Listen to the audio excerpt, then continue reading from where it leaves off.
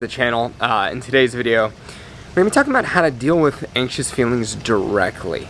So in the last video we talked about the phobia process for getting rid of incredibly intense negative emotions, and in particular the events that cause those emotions. Well, in this video I want to talk about now what to do with those feelings that are recurring and habitual. One of the things that you'll notice about your feelings is that they are not stagnant. We feel sometimes as if they're stagnant. If somebody, for example, has the experience of having anxiety, oftentimes if you ask them where is the feeling, they'll know exactly where it is. So when I used to suffer from anxiety, it would be here in my chest and up in my throat. I would feel it. The interesting thing about a sensation, any sensation, is that in order for it to continue, in other words, in order for you to continue to feel it over time, there has to be movement to it. It can't just stay static.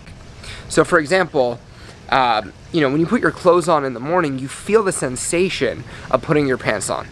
But over time, you lose awareness of it because nothing's really changing, and you kind of tune out the sensation. Another example would be a stick of gum. When you chew a stick of gum,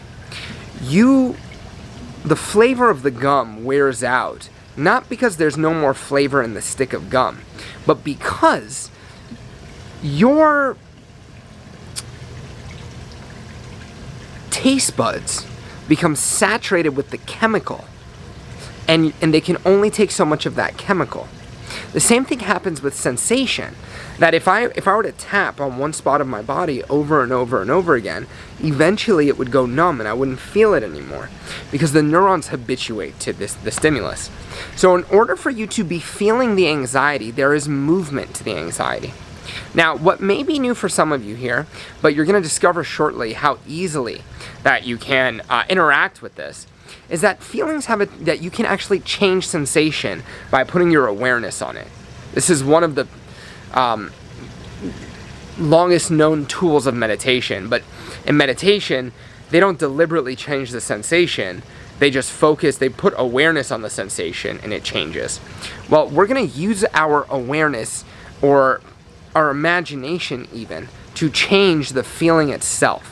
So for example, if I ask you right now to stop, close your eyes, and imagine what it's like to put your hand, like if you've ever been by a bonfire, right? And as you bring your hand closer to the fire, if you really imagine that fire there and put your hand closer and closer, you could probably start to feel heat on the palm of your hand. If you imagine or remember the last time that you got a great massage and feel what it feels like to have somebody, get into your knots the way they do when it's a freaking awesome massage, then you can probably start to feel that relaxation that starts to cultivate. If I ask you to imagine putting your hand in a bucket of ice, you can probably get those sensations back, right?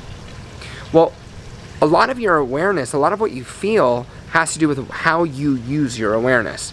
So I want you to stop now and notice the direction of that anxiety. Think about a time when you have that anxiety.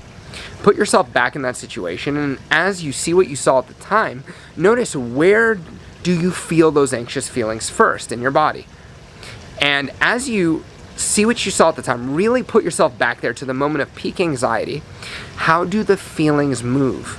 Do they move this way? Do they move the other way? Do they go forwards? Do they go backwards?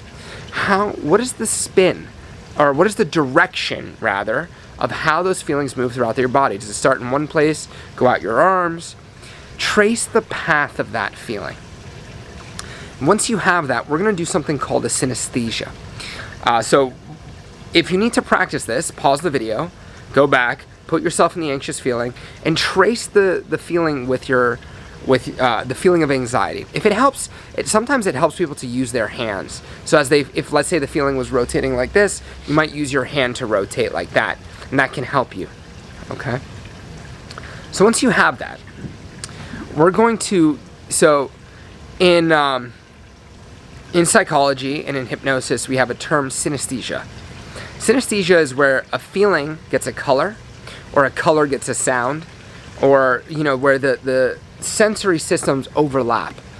So what we can do quite literally is we can take this feeling and give it a color, and then manipulate the color. And by manipulating the color, you will manipulate the feeling. So do this experiment. You will notice a difference. So I want you to put yourself back in that anxious state. See what you saw at the time. Notice the movement of the feeling. Give it a color. Now I want you to notice that you can actually speed up the feeling. Spin it faster. Notice, does that increase the anxiety?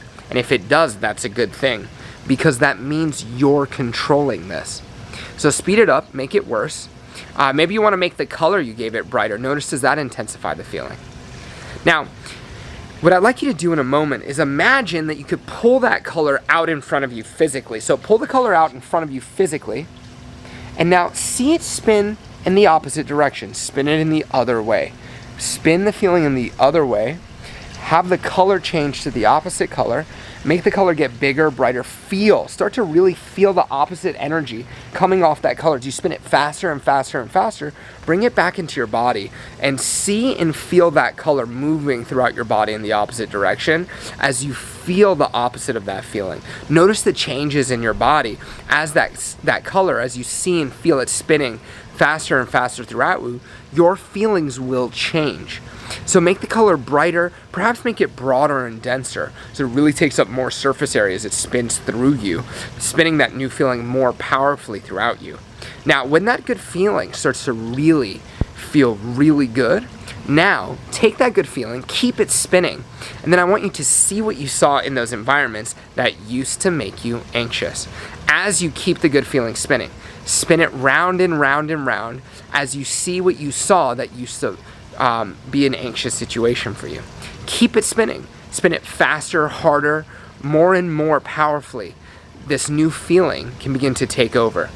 And what you'll notice is, if you do this deliberately and go through each of those triggers that used to bother you, before long, you will suddenly discover yourself being a lot calmer in those situations. Now, these exercises only work when you do them.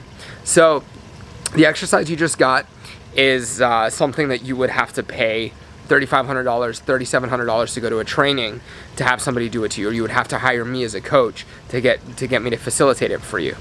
But the information is here for you for free. And some people make the mistake, because it's on YouTube and it's available to me for free, I'm not going to put my full effort into it.